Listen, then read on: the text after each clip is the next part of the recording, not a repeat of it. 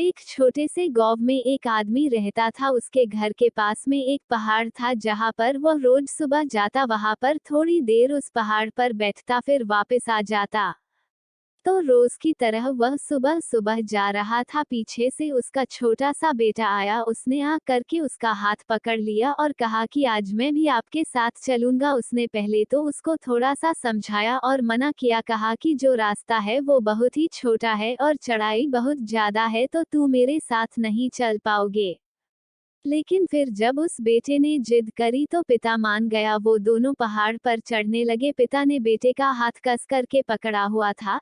Left side में पहाड़ थी और राइट साइड में खाई थी और रास्ता बहुत ही छोटा था।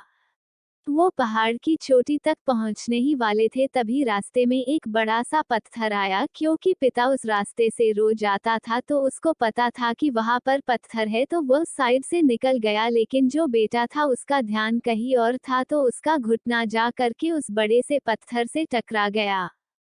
उस बच्चे के मुंह से एक चीज निकली और जैसे ही वह चीखा, उसकी आवाज उन पहाड़ों में गूंजने लगी। इससे पहले उस बच्चे ने कभी भी अपनी आवाज की गूंज नहीं सुनी थी, तो उसे समझ नहीं आ रहा था कि ये क्या हो रहा है। वो अंदर से थोड़ा सा घबरा गया और उसे लगा कि शायद कहीं कोई है जो छुपकर उसे देख रहा है और उसका मजाक उड़ा रहा है।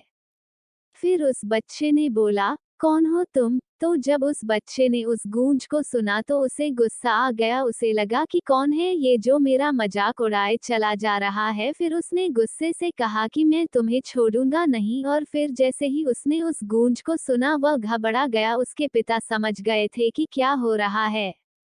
उसने अपने पिता का हाथ कस के पकड़ लिया और उनसे पूछा कि कौन है ये जो मुझे इतना तंग कर रहा है, कौन है ये जो मुझे इतना डरा रहा है। तो उसके पिता थोड़ा सा मुस्कुराए और उन्होंने खाई की तरफ देखा और जोर से बोला, मैं तुमसे बहुत प्यार करता हूँ। वह सुनकर वह बच्चा हैरान हो गया और उसे समझ नहीं आया कि हो क्या रहा है।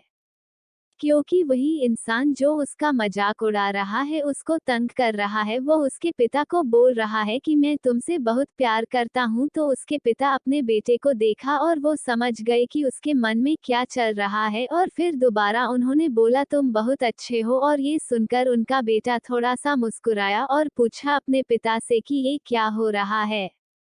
फिर उसके पिता ने अपने बेटे को समझाया, ये जो आवाज तुम सुन रहे हो ना, ये किसी और की नहीं है, ये तुम्हारी ही आवाज है जो कि पहाड़ों में गूंज रही है और तुम्हें अपनी ही आवाज सुनाई दे रही है। जैसे तुम बोलते हो ठीक वैसा ही तुम्हें सुनाई देता है। अगर तुम गुस्से से कुछ कहोगे तो पलट करके जो आवाज आएगी उसमें भी गुस्सा होगा, लेकिन अगर तुम कुछ अच्छा कहोगे तो वो आवाज भी अच्छी होगी। बिल्कुल इसी तरह से हमारी जिंदगी में भी होता है। जैसा तुम अपने मन में इस जिंदगी के बारे में सोचते हो, ये जिंदगी तुम्हारे लिए बिल्कुल वैसी ही हो जाती है। अगर तुम मन ही मन अपने आप से ये बोलते रहोगे कि मेरी जिंदगी तो बहुत बुरी है, तो तुम्हारी जिंदगी सच में बुरी हो जाएगी। और अगर तुम अपनी जिंदगी से प्यार करोगे तो तुम्हारी जिंदगी भी तुमसे प्यार करेगी।